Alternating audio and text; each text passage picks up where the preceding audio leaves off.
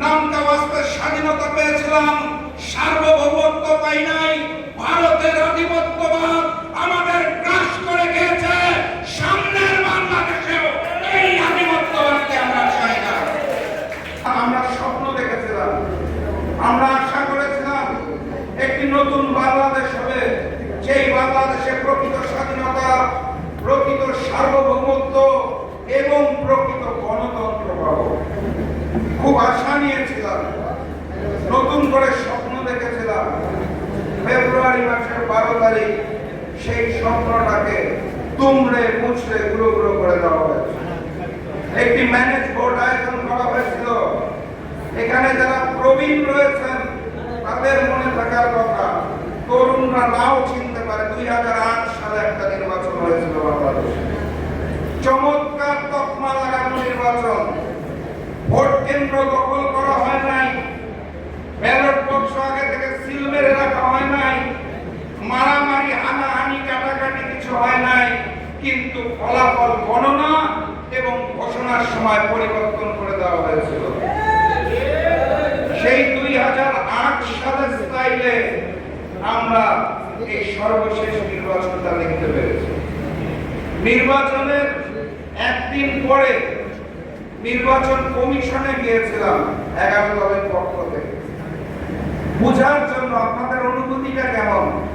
এই যে চমৎকার একটা নির্বাচন আয়োজন করলেন, ফলাফল ঘোষণার পরবর্তী 2 ঘন্টায় আমরা মনিটরিং রুমে বসে দেখলাম সংখ্যাগরিষ্ঠ না 200 অধিক আসনে আমরা চমৎকার ভাবে 11 দলে গিয়ে আছি।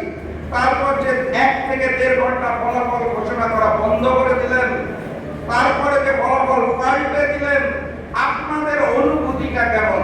নির্বাচন কমিশনে গিয়েছিলাম, সাংবাদিক ভাইদের মনে থাকার কথা, বের হয়ে আমরা প্রেস মিটিং করেছিলাম। তারা আমাদের উত্তর দিয়েছিল একটা নির্বাচন হয়েছে, দেখুন সেখানে একটাও খুন হয় না, বড় মাপের কোনো সংঘর্ষ হয় না, কোনো মারামারি হয় না। সেদিন মুচকি এসেছিলাম, এসে বলেছিলাম 2008-কে আরো পরিশুদ্ধ করে করবেন, সেটা আগে বলতেই হতো, তাহলে আমরাও ওভাবে করে প্রস্তুতি রাখতাম। তো ওনারা এটার কোনো পাল্টা জবাব দিতে পারেন। বাস্তবতা হচ্ছে জনগণের যে ভোটের অধিকার, ভোট প্রদান করার অধিকার দেওয়া হয়েছে, এই আঙুলের মধ্যে কালো রং লেপন করা হয়েছে, কিন্তু সেই ফলাফলটাকে ঘোষণা করা হয় নাই। সেই ফলাফল যদি ঘোষণা করা হতো তাহলে আজকের এই ব্যানারে স্পষ্ট করে লেখা থাকতো ডাক্তার শফিকুর রহমান, মাননীয় প্রধানমন্ত্রী বাংলাদেশ সরকার। এই কারণে আমাকে এখন বারবার বলতে হয় জনতার প্রধানমন্ত্রী, জনগণের প্রধানমন্ত্রী ডাক্তার শফিকুর রহমান। কারণ তিনি প্রধানমন্ত্রী হয়েছেন, সেটা কেড়ে দেওয়া হয়েছে। সংগ্রামী সাথী এবং বন্ধুগণ, আমরা সেদিন চাইলে পারতাম নির্বাচনটাকে বয়কট করার, নির্বাচনটাকে বর্জন করার, সংসদকে দূরে রেখে রাজপথে নামার। আমি বারবার আমার বক্তব্য স্পষ্ট করার চেষ্টা করেছি, আবার স্পষ্ট করে বলতে চাই, সেদিন আমরা নির্বাচনের ফলাফল মেনে নিয়েছিলাম, কারণ হচ্ছে সেদিন রাজপথে আন্দোলনে নামলে একটি জরুরি অবস্থার সৃষ্টি হতে পারত, একটা মহল সুযোগ নিতে পারত এবং সেই সুযোগে দেশে অস্থিরতা সৃষ্টি হতো। আমরা সেটা চাই নাই। আমরা নতুন বাংলাদেশ গড়ার জন্য, নতুন বাংলাদেশের সোনালী অধ্যায় করার জন্য সেদিন সিদ্ধান্ত নিয়েছিলাম ডাক্তার শফিকুর রহমানের নেতৃত্বে যারা ফলাফলে যাদেরকে বিজয়ী দেখানো হয়েছে, প্রয়োজনে তারা সংসদে যাবে, আমরা বাকিরা রাজপথে থাকবো, প্রস্তুতি নিয়ে থাকবো। সেদিন আমাদের মধ্যে আলোচনা হয়েছিল কি নিয়ে প্রস্তুত হতে হবে। সবার চোখে চোখে, সবার মুখে মুখে 11 দলের নেতাদের মধ্যে একটি কথাই বলছিল, আমরা গণভোট জাতীয় নির্বাচনের আগে চেয়েছিলাম, আমাদের সেই গণভোটের দাবি মেনে নেওয়া হয় নাই। জাতীয় নির্বাচনের তিনি গণভোট আয়োজন করেছিল অন্তর্বর্তী সরকার, কারণ সেই সময় থেকেই আমরা বুঝতে পেরেছিলাম যদি কোনো কারণে বাংলাদেশ জাতীয়তাবাদী দল বিএনপি ক্ষমতায় আসে, তারা জুলাইকে অস্বীকার করবে, তারা জুলাইকে বিক্রি করবে, তারা ভারতীয় আধিপত্যবাদের সামনে মাথা নত করবে। এই কারণে আমরা বারবার দাবি জানিয়েছিলাম গণভোট জাতীয় নির্বাচনের আগে হতে হবে, জনগণের রায় আগে দেওয়ার সুযোগ দিতে হবে, সকল আদেশ এবং অধ্যাদেশ এগুলোকে সুন্দর মতো বাস্তবায়নের কার্যক্রম শুরু করতে হবে, তারপর জাতীয় নির্বাচনটা দিতে হবে। সে সময় আমাদের দাবি মেনে নেওয়া হয় না, তার ফলাফল আজকে আমরা দেখতে পাচ্ছি। সংগ্রামী সাথী এবং বন্ধুগণ, জুলাই সনদ যখন লেখা হয় ঐক্যমত্য কমিশনে বাংলাদেশের প্রত্যেকটা রাজনৈতিক দল দীর্ঘ 8 মাস আলোচনা করে সিদ্ধান্ত নেওয়ার পরে জুলাই সনদকে বিভক্ত করা হয়েছিল। জাতীয় সংসদের সামনে জুলাই সনদে যখন স্বাক্ষর করা হয় তখন সবচেয়ে বড় হাসিটা যিনি দিয়েছিলেন, সকল দাঁত বের করে ছবি খুলে দেখবেন আমার কথা বিশ্বাস না হলে, তার নাম হচ্ছে সালাউদ্দিন সাহেব, বর্তমান স্বরাষ্ট্রমন্ত্রী। এবং বারবার তারা বক্তব্যের মাধ্যমে বলেছিল আমরা জুলাই সনদকে বাস্তবায়ন করব, কোন আইন বাধা হয়ে দাঁড়াতে পারবে না। এটা ছিল বিএনপির নেতাদের স্টেটমেন্ট। ইতিহাস সাক্ষী, দেশের মানুষ সাক্ষী, সাংবাদিক ভাই বোনেরা সাক্ষী, সকল কিছু লিপিবদ্ধ আছে। পরবর্তীতে আদেশ হলো কোনো আপত্তি নাই, পরবর্তীতে অধ্যাদেশ হলো কোনো আপত্তি নাই, গণভোট জাতীয় নির্বাচনের দিন নির্ধারিত হলো কোনো আপত্তি নাই। জনাব তারেক রহমান লন্ডনের মুফতি দেশে এসে বাধ্য হয়ে একটা সমাবেশে বললেনও দয়া করে আপনারা গণভোটে হাঁকে জয়যুক্ত করবেন। সেই গণভোট শেষ হলো, এখন তারা গণভোট অধ্যাদেশ বাতিল করে। আমি ধরে নিলাম ম্যানেজ ভোটের মাধ্যমে বিএনপি যে 50% ভোট পেয়েছে বা 51% পেয়েছে, ধরে নিলাম কথার কথা যুক্তির স্বার্থে এটাই সঠিক। যদি তাও সঠিক হয়ে থাকে, 50% ভোটের মালিক হয়ে 70% গণভোটের রায়কে আপনি অস্বীকার করেন, কোন দুঃসাহসে, কোন বেঈমানি করে, কোন মুনাফিকি করে বাংলার মানুষ মেনে নেবে না? সংগ্রামী সাথী এবং বন্ধুগণ, আপনারা শপথ গ্রহণের সেই দৃশ্যটা মনে থাকার কথা। ক্ষমতায় আরোহণ করে ক্ষমতার জন্য সংসদের সদস্য হিসেবে বিএনপির নেতারা সারিবদ্ধভাবে আনন্দের সাথে শপথ নিলেন। সংস্কার পরিষদ গঠনের শপথ নেওয়ার বেলায় তারা আর রাজি হলেন না।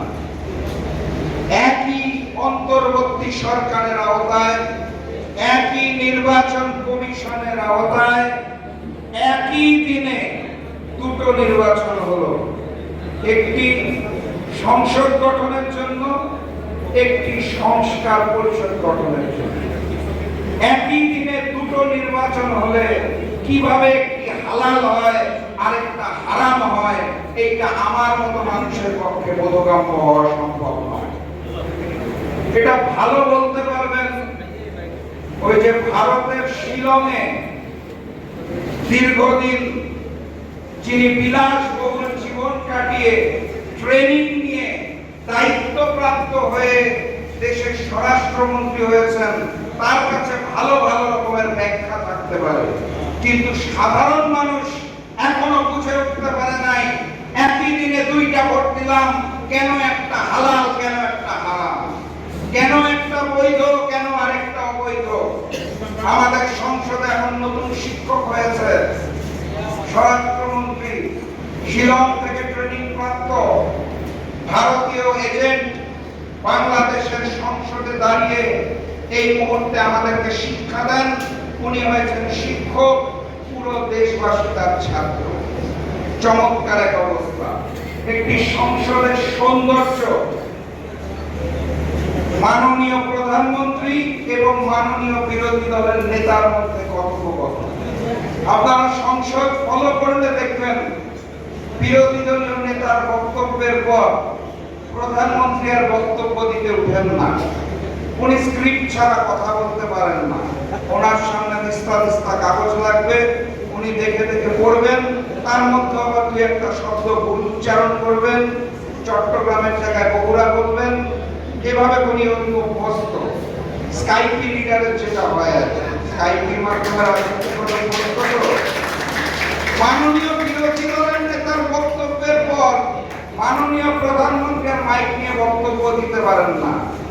ওনার হয়ে বক্তব্য দিতে উঠেন প্রক্সি প্রধানমন্ত্রী। আমাদের সংসদে অলিখিত একটা নতুন পদ সৃষ্টি হয়েছে, তার নাম হচ্ছে প্রক্সি প্রধানমন্ত্রী। তারেক রহমান কথা বলতে পারেন না, ওনার হয়ে স্বরাষ্ট্রমন্ত্রী বক্তব্য রাখেন। এরকম একটি বাংলাদেশ এবং এরকম একটি সংসদ আমরা দেখিও নাই, চাইও নাই, আশাও করি নাই। এখন আপনারা বিএনপির নেতাদের জিজ্ঞেস করতে পারেন, এই যে শপথ নিলেন না, জুলাই সনদ বাস্তবায়নে যে বিভিন্ন রকমের বাধা সৃষ্টি হচ্ছে, এটার পিছনের কারণ ওনারা এক বাক্যে আপনাদের একটা শব্দ বলে একটা বই দেখিয়ে দিবে, জানেন তো নাকি? সংবিধান। কিছু বললেই আইন আর সংবিধান। সংবিধান শুনতে শুনতে আমি গভীরভাবে চিন্তায় পড়লাম যে এই সংবিধানের ঘটনাটা, মানে যারা বক্তব্য দেওয়ার সময় এত ভুল করে, কাগজ ছাড়া না দেখে কথা বলতে পারে না, তারা হঠাৎ করে এত সংবিধান কেন ভালোবেসে ফেলল। তারপর আমি গভীরভাবে চিন্তা করে খেয়াল করে দেখলাম সংবিধান শব্দটা উচ্চারণ করতে গেলে শেষে আসে ধান, সংবিধান ধান। ওনারাও যে নির্বাচনী প্রচারণা যে স্লোগান দিল, লাগারে লাগা ধান লাগা, নিম্নমানের স্লোগান, ওই স্লোগান দিতে তাদের এখন মনে হয়েছে সংবিধান মানে ওরা তাদের প্রতীক ধান, এই কারণে তারা সংবিধানকে এত ভালোবাসে। কিন্তু বাস্তবতা হচ্ছে এই সংবিধান ধানের শীষের সংবিধান নয়। এই সংবিধান ৭২-এর মুজিববাদী সংবিধান। এই সংবিধান ভারতের নির্দেশনায় রচিত। শেখ মুজিবের আমলে বাংলাদেশের মানুষকে দমন করার জন্য, ভারতীয় আধিপত্যবাদের সামনে মাথা নত করার জন্য সংবিধান। এটা ধানের শীষের সংবিধান না, এটা ৭২-এর মুজিববাদী সংবিধান। এই সংবিধানকে পরবর্তীতে সংশোধন করতে করতে করতে মুজিববাদের জায়গায় হাসিনাবাদের সংবিধান বানানো হয়েছিল। আমরা প্রস্তুতি গ্রহণ করেছি জুলাইয়ের শপথে দীপ্ত হয়ে জুলাই সনদ বাস্তবায়ন হওয়ার আগ পর্যন্ত আমাদের সংগ্রাম চলছে, আমাদের সংগ্রাম চলবে ইনশাআল্লাহ। ১ জুলাই গিয়েছে, নতুন জুলাই আসবে। আমার দেশের স্বাধীন জনগণ রক্ত দিতে শিখে গিয়েছে।